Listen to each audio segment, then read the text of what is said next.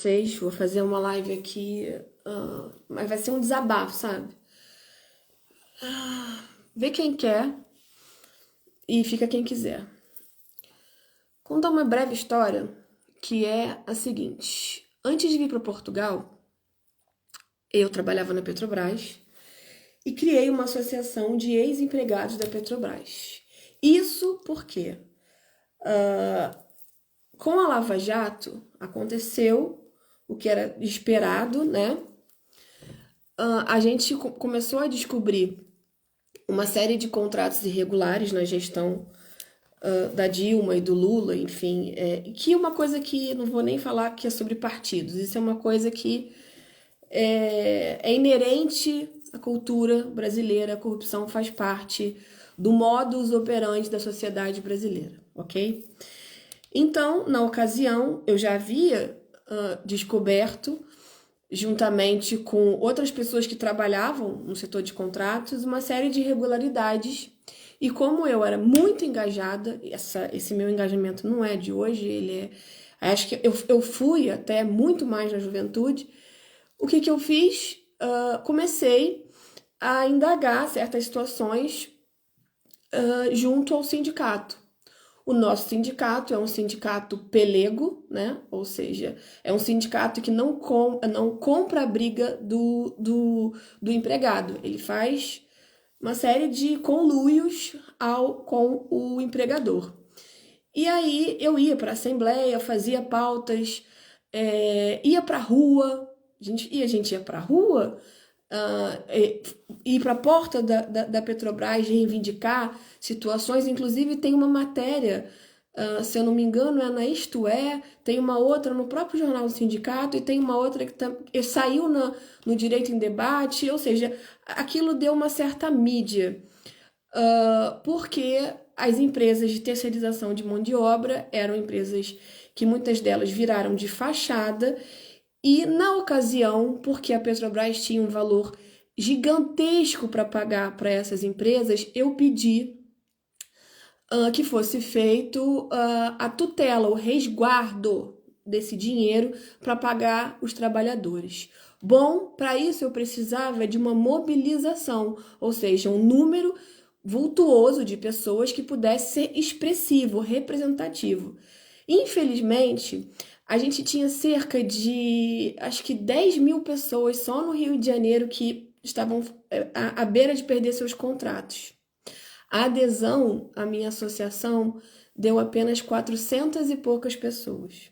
Mas por acaso, veja lá vocês, num plantão judiciário eu consegui uma liminar para bloquear, na altura eram 17 milhões de um contrato para pagar a indenização, não só das pessoas que estavam associadas à minha associação, mas no coletivo. Todo mundo que ia ser dispensado ficaria resguardado sobre aquele dinheiro. Infelizmente, as pessoas não entenderam isso.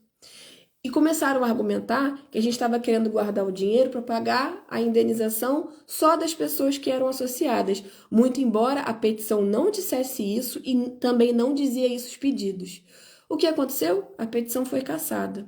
O sindicato nunca fez isso. Não sei se vocês sabem, o sindicato deveria ser o agente para poder fazer a mesma coisa que eu pedi. E ele tinha uma representatividade maior. Porque a sindicalização, ela é obrigatória. Você ser sindicalizado, né? Uma coisa que é obrigatória. Você tem a contribuição direta para o sindicato, não, mas o sindicato é que tem a legitimidade para representar uma categoria profissional. O sindicato não fez isso. O advogado do sindicato construiu um acordo que só em honorários ele recebeu cerca de 2 a 3 milhões, ok? Bom, a história continuou. As empresas não pagaram as indenizações e hoje estão em processo de recuperação judicial e falência. Isso já dura desde 2016. Agora vocês vejam, já são 8 anos em que as pessoas estão lutando para receber seus direitos. Só que não são só as pessoas da associação, são outras pessoas. O mais interessante é que, por causa da associação, muitas pessoas receberam. Muitas. O quê? Mais da metade dos associados receberam tudo que tinham para receber. Por quê? Porque compraram a ideia de que eles poderiam não só receber os seus direitos trabalhistas, como entrar contra uma série de irregularidades que sofreram ao longo dos anos de trabalho. Gente comprou casa, comprou apartamento, saldou dívida, enfim. Mas eu me gastei nesse discurso, eu me gastei.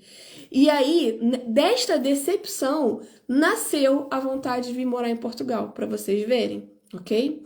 E aí, conforme eu fui vivenciando a vida de Portugal, fui me distanciando desse engajamento. Entendendo a posição dos imigrantes e tal, mas fui administrando a má prestação do serviço público em Portugal da maneira como eu podia. Bom, em razão do que aconteceu com a CPLP, eu voltei no tempo, né? Comecei a lembrar de toda essa vivência, essa memória. E hoje eu estou diante de cerca de 170 mil brasileiros que foram prejudicados e tem essa necessidade de resposta do Estado. Então, o que eu fiz? Eu fiz uma petição. Não, Rodrigo, eu fui convidada, eu nunca quis entrar na vida política. Digo mais para você, o Rodrigo está dizendo assim, você seria uma vereadora com o passar do tempo. Você já viu o que acontece com as pessoas que incomodam? Elas são mortas. Vide o que acabou de sair na delação do Lessa, né? Sobre quem mandou matar a Marielle. Mas vamos continuar. Veja, e digo mais, se eu fosse para a vida pública, se eu fosse para a vida política, eu seria uma vereadora, não tenho pretensões de ser mais do que isso e não seria em tempo integral, ou seja, não gostaria de viver da política.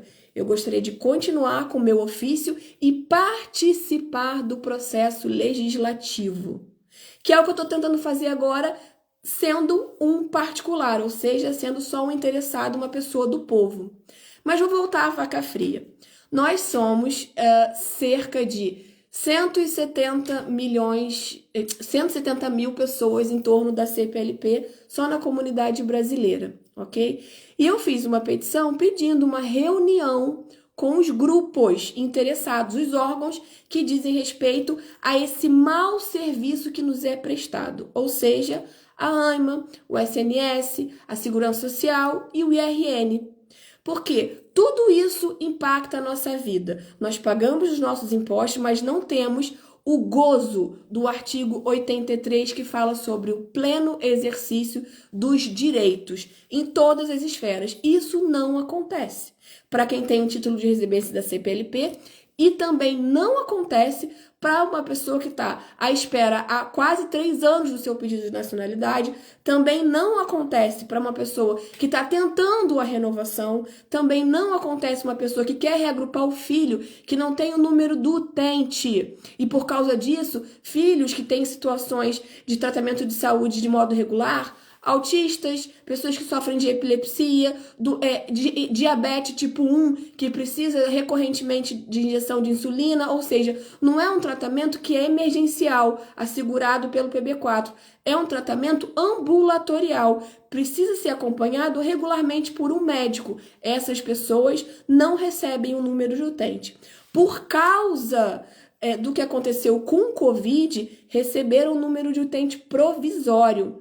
Mas, chegando hoje, existem muitas freguesias que não recebem, que não concedem um número de utente. Paralelo a isso, a gente está vendo também um movimento que aconteceu agora no Alentejo, de que, por causa das pessoas estarem utilizando o atestado de morada segundo o senhor presidente da junta de freguesia, de maneira não muito idônea, ele decidiu, por conta própria, que não vai conceder atestado de morada às pessoas que residem naquela freguesia. A mesma coisa aconteceu em Arroios. A pessoa responsável, é uma ministra do governo, agora eu não me lembro o nome dela, se posicionou contra isso. Ela disse que é um absurdo a pessoa que é utente, o título de residência, ele prescinde de um atestado de morada. E agora é você dizer, para fornecer o título de residência tem que ter um atestado de morada. Bom, para você ver a autonomia desse responsável da junta de freguesia, né? É tanta que ele é capaz de impedir o acesso a um direito de um imigrante porque por acaso ele não tem o título. Vocês vejam como é assim, é um abismo entre o que deve acontecer e o que de fato acontece. A Câmara Municipal é responsável por fiscalizar a urbanidade, a maneira como as pessoas estão residindo no município. Isso é verdade. Agora, dar poderes a um presidente de junta para que faça isso, pelo amor de Deus, é não pensar que se naquela junta de freguesia existe um número de 1.000, 2.000 imigrantes morando naquela região, quando eles forem ao CEF, o antigo CEF, atual AIMA, vai lhe ser exigido um atestado de morada. E eles não vão poder apresentar esse documento porque, por acaso, aquele senhor decidiu que não é para emitir. Porque ele está suspeitando dos abusos. Ou seja, não existem protocolos sérios no país para lidar com aquilo que pode ser indício de uma irregularidade. Então, vamos abolir do sistema, enfim, e eu vou lembrar para vocês o seguinte, agora, no ano de 2024, o Código de Procedimento Administrativo vai fazer, não sei se já fez, deixa eu olhar até a data, porque pode ser que a gente já tenha feito aniversário e eu não esteja falando demais. Fiquei até curiosa para ver qual é a data da lei. Mas vamos ver aqui se é o caso.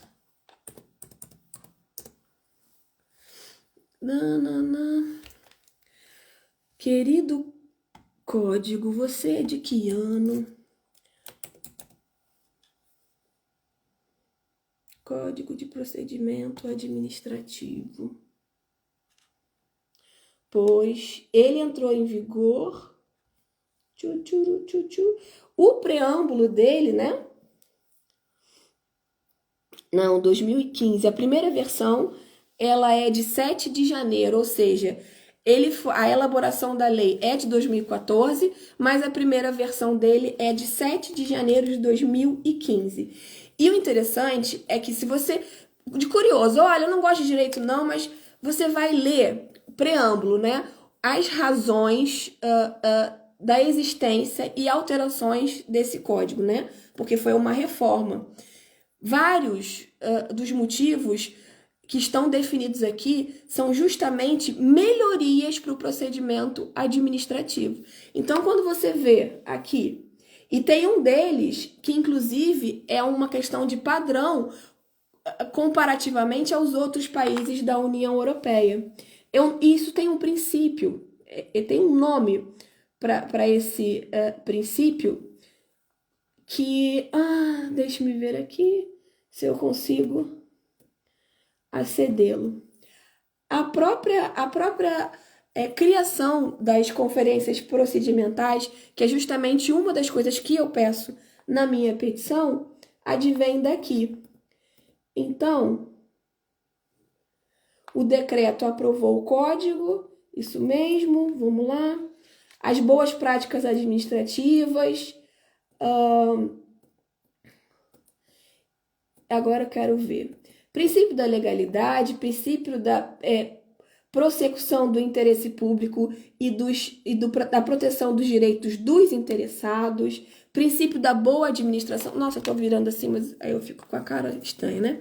Princípio da boa administração, princípio da igualdade, da proporcionalidade, o princípio da imparcialidade, princípio da boa-fé, colaboração com os particulares, o princípio da participação, o princípio, isso é muito interessante, das aplicações à administração eletrônica, querendo dizer que a maioria, ou se não todos os possíveis atos da administração, devem dar preferência para o procedimento eletrônico. Princípio da responsabilidade, da proteção dos dados e o princípio que é o 19, da cooperação leal com a União Europeia. Cooperação leal com a União Europeia quer dizer o seguinte, olha, se uma norma não está de acordo com a União Europeia, ela tem que ser revista. E aqui é que a gente cai na própria CPLP, que diverge do padrão dos títulos de residência. Mas eu falei para vocês que esse momento era um momento de desabafo, né? Então eu digo para vocês o seguinte, lembrando o que aconteceu comigo lá em 2016, as pessoas não me ouviram. Agora, no final de março, é a primeira convocação da última assembleia, porque a gente já está vivendo esse drama desde 2018, que foi quando a empresa entrou em recuperação judicial. Eu pedi em 2016 para guardar o dinheiro. Ninguém quis me ouvir, ok? E foram contra mim. O sindicato não fez uma medida que era legítima que ele tomasse. Não, ele induziu as pessoas a fazerem um acordo de parcelamento nas suas rescisões de contrato de trabalho. Esse dinheiro não foi pago até hoje. Estamos em 2024.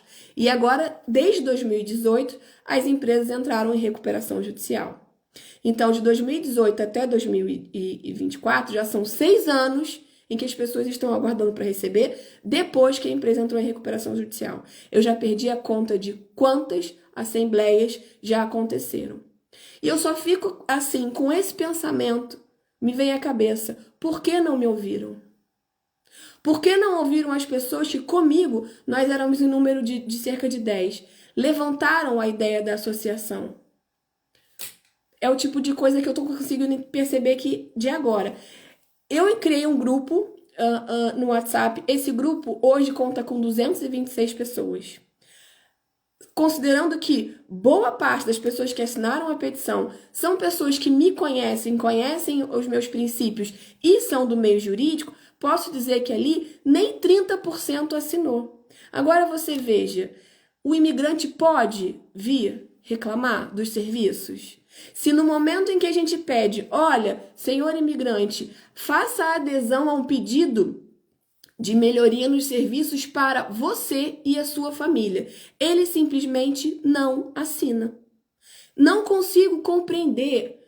Agora, se a gente fala assim, ei, compartilha essa piada aqui, seja uma piada jocosa sobre o Bolsonaro, sobre o Lula ou sobre uma coisa qualquer, isso viraliza de tal maneira que daqui a meia hora tem 1 milhão de visualizações.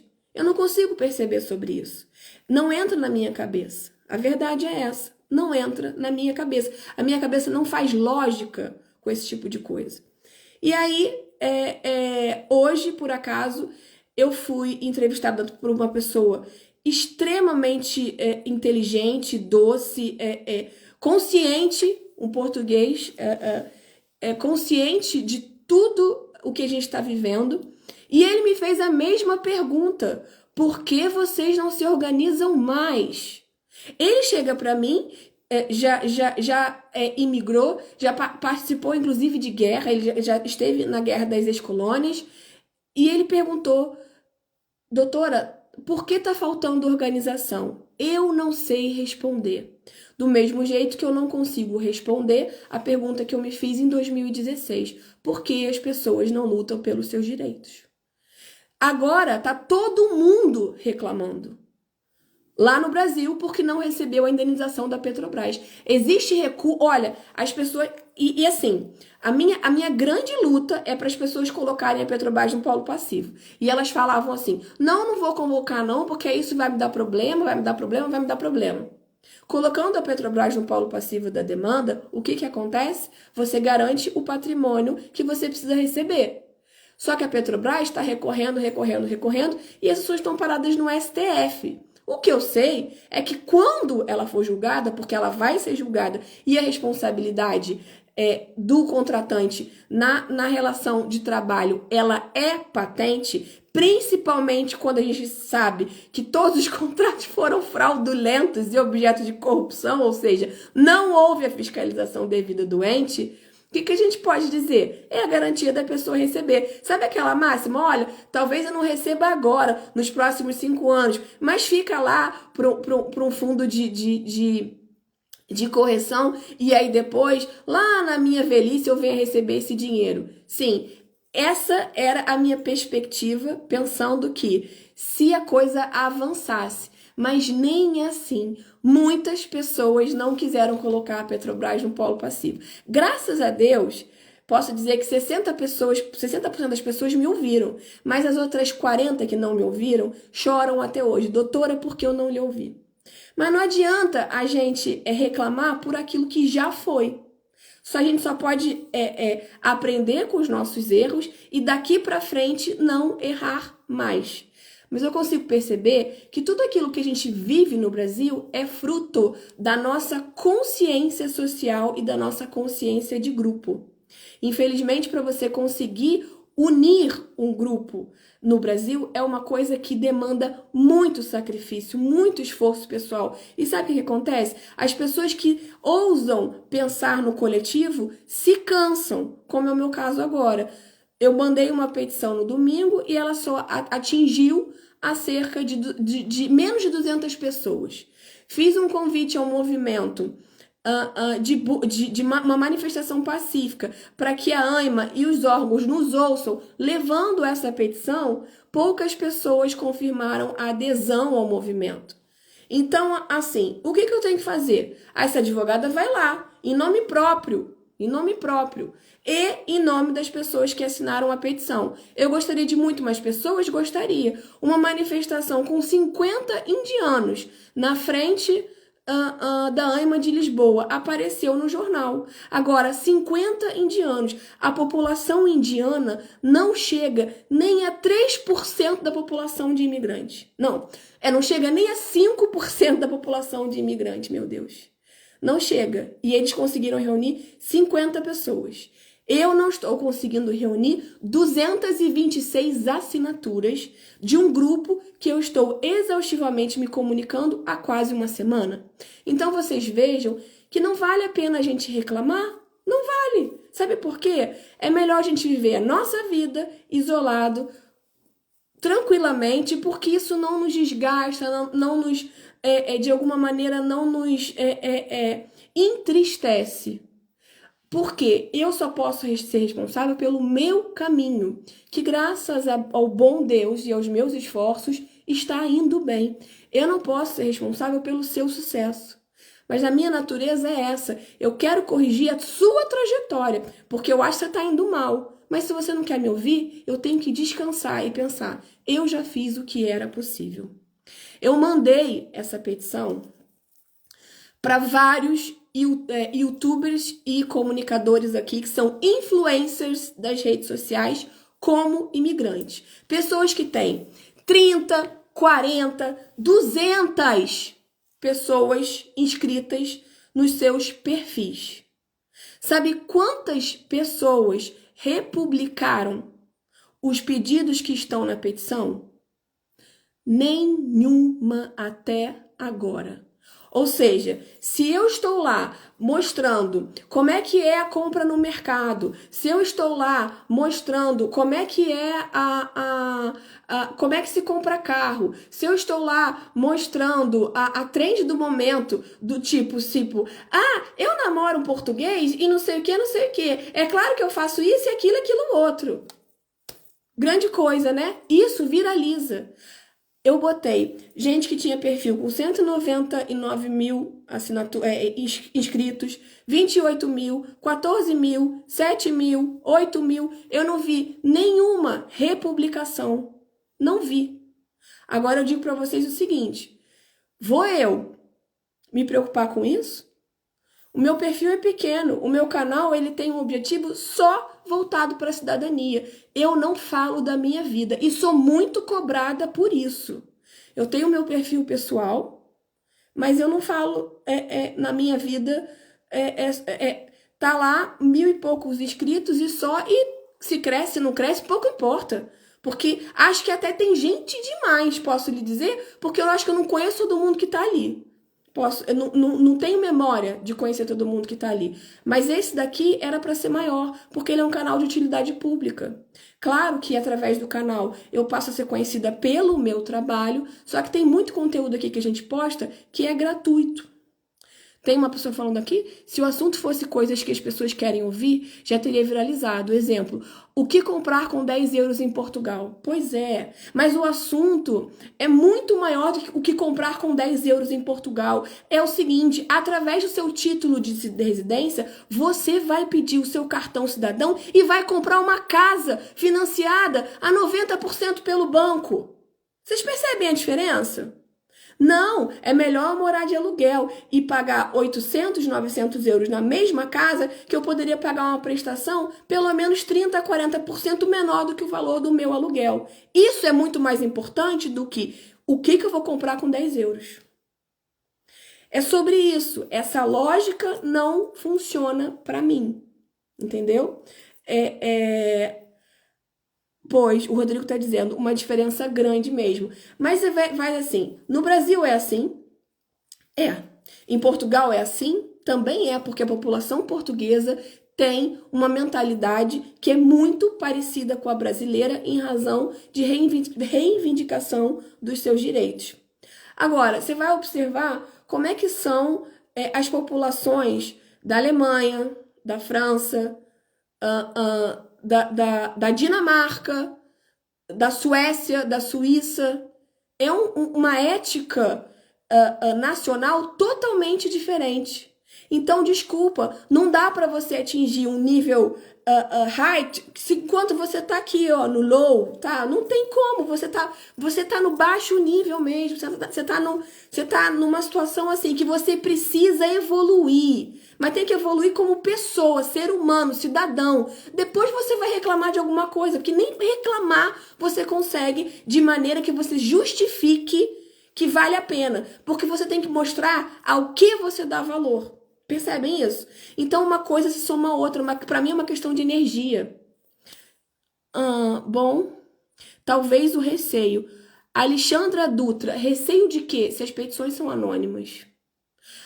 Receio do quê? Ir até uma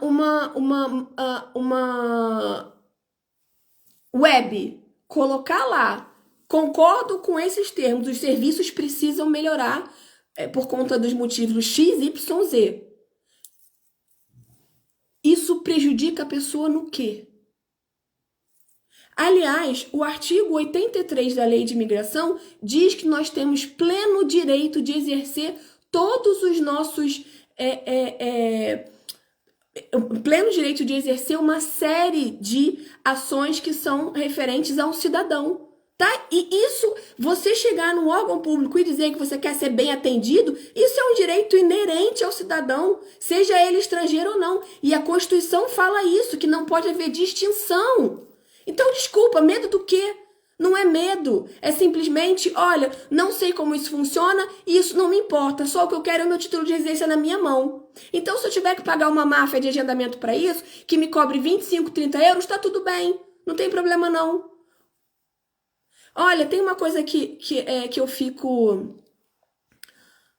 Perder a CPLP sem se protestar? Que coisa mais absurda! Como é que alguém, um protesto pacífico, vai perder a sua CPLP?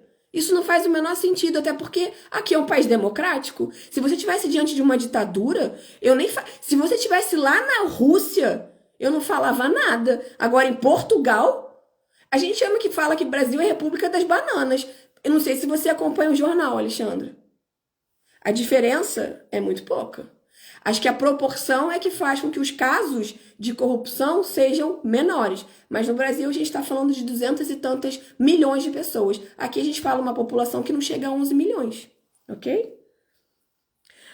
Aí eu vou lhe dizer, a Alexandra está dizendo assim, mas na prática a lei não funciona. A lei é uma coisa que é super interessante, gente. Sabe essa coisa do músculo? Você tem que exercitá-lo. Se você não usa a lei, ela enferruja. Então, o que faz a lei funcionar é o quê? a multiplicidade de casos. Se os cidadãos fossem mais ativos em busca dos seus direitos, a lei ia ficar, lustradinha, tinindo, pronta para ser executada. Mas como as pessoas não exercem os seus direitos, a lei fica empoeirada, enferrujada. E quando você vai tentar mexer nela, as pessoas não estão acostumadas a respeitá-la. Então ela fica sem voz. Esse é o problema. O problema não está na lei. A lei está lá, a lei está bonita, a lei está com tudo que precisa ter. O problema não está na lei, o problema está no exercício da lei. Entendeu? Bom, gente, eu acho que eu já falei demais. Mas, enfim, fica aí o meu protesto. Doutora, por gentileza, entrando com o processo para troca de AR da CPLP para AR tradicional, precisa ir para Braga? Não, querido, não precisa ir para lugar nenhum. Até porque, particularmente comigo, né? Eu atendo em todo Portugal, eu vou até os Açores e a Madeira. Então, isso não é um problema para mim. Agora, deixa eu ver o quê? Deixa eu ver se tem mais alguma coisa aqui para eu poder responder. Bom, eu acho que é isso. Não vi mais nenhuma pergunta. O Rodrigo tá me dando parabéns, dizendo que eu sou uma grande advogada. Rodrigo, eu vou te corrigir. Eu não sou uma grande advogada. Eu gosto muito do direito. Eu acho que eu sou melhor professora em matéria jurídica do que propriamente advogada, até porque posso lhe dizer que eu gosto muito, muito, muito. As pessoas falam assim, nossa, do que você mais gosta de advocacia? Fazer audiência. Gosto muito. Eu gosto do momento da fala. Eu gosto de ir pra tribuna, gosto de falar. Mas eu acho que esse papel que eu tô levantando aqui não é porque eu sou advogada. É porque eu tenho a plena consciência dos meus deveres civis. Se você não está informado sobre os seus, então cabe a mim, que sei mais um pouco daquela matéria do que você, te ensinar. O problema é que as pessoas falam assim, olha, desculpa, mas esse assunto não é do meu interesse. Fazem assim, sabe? Então, as coisas ficam como estão. Isso que é. Não sei se o Fábio tá por aí, deve estar. Vou pedir pro Fábio pegar esse vídeo, cortar, botar lá no TikTok do jeito que ele fala que coloca, colocar no Instagram e... Instagram não, colocar no YouTube. E vamos lá, eu espero poder contar com quem assistir, porque não é pra mim. Vou dizer para vocês o seguinte, isso é muito importante. Pensem sobre isso. Essa advogada vive para resolver problema. A minha petição busca um bom atendimento nos serviços. Então, sabe o que significa? Quanto melhor o serviço for, menos você vai precisar de mim. Consegue perceber isso? Eu quero me tornar desnecessária. Aliás, isso é uma coisa super interessante. Por que existe o advogado? O advogado só existe porque as pessoas não respeitam uma regra de conduta. Seja ética, seja moral, seja econômica, seja física, das mais diversas. Porque é por isso que o advogado existe. Então, ao fazer uma petição como essa, pedindo uma melhor prestação de serviços, pedindo para que o ente público, o órgão público escute o particular na elaboração de uma regulamentação, de um marco da lei de nacionalidade, entre outros temas, dizer para o ente público, ei, querido, segurança social, você não pode se negar a emitir um A1 para um trabalhador deslocado porque o visto dele vai caducar. O que você tem que fazer é o seguinte, mandar um ofício lá para a AME e falar assim, tem um trabalhador que precisa de a renovação do título emergencial, porque para isso, a segurança social é para proteger o cidadão. Concordam comigo? Não é chegar lá e falar assim, não, tá negado. Mas por quê? Porque o seu título vai caducar. Ok, então sabe o que você tem que fazer? Liga lá pro diretor da AME e fala para ele fazer a minha renovação. Sabe por quê? Porque eu não posso deixar de comer. Porque se eu não tiver o meu emprego garantido, eu vou bater na porta da segurança social e vou ficar com necessidade do subsídio de alimentação. Como é que faz? Vou ficar com necessidade daquela renda básica garantida. E eu não quero não, meu amigo. Eu só quero trabalhar e ganhar meu dinheiro. Vocês percebem isso? Isso é muito além. Ou seja, a falta de comunicação dos órgãos gera prejuízo para o próprio Estado. E essa advogada aqui está dizendo assim: por favor, Estado, vamos nos organizar para que eu seja menos necessária? Vocês percebem isso? É como se eu tivesse assim, olha, tô numa altura da vida que eu já atingi um certo conforto. Então, me dou ao direito de não buscar meios de dificultar, de me tornar importante. Agora eu estou numa dada altura da vida que o que eu mais quero é ver a coisa funcionando. Como eu disse, se eu fosse me candidatar a vereadora, eu gostaria de atuar, inclusive, a meio expediente, porque eu quero continuar com a minha atividade profissional, porque eu gosto dela, mas não da maneira como eu tenho exercido hoje. Assim, me voltar para ajudar as pessoas, mas que as pessoas compreendam a necessidade da busca dos seus direitos. Porque, como eu disse, a lei ela precisa ser usada. Se ela não for usada, ela fica empoeirada, enferrujada, e aí, com a falta do uso, quando você vai tentar usá-la, as pessoas não a conhecem. Ela passa por ali e ninguém sabe quem ela é, e aí ela não é obedecida. Percebem isso? Mas a lei, ela tá ali para ser utilizada. Você que tem que pescar e falar assim, olha, isso daqui não pode acontecer. Ou o contrário, olha, isso daqui tem que acontecer. Mas a gente só consegue essa iniciativa através do conhecimento. E a gente só consegue conhecimento se a gente, em algumas situações, vocês estão aqui na live, ouvir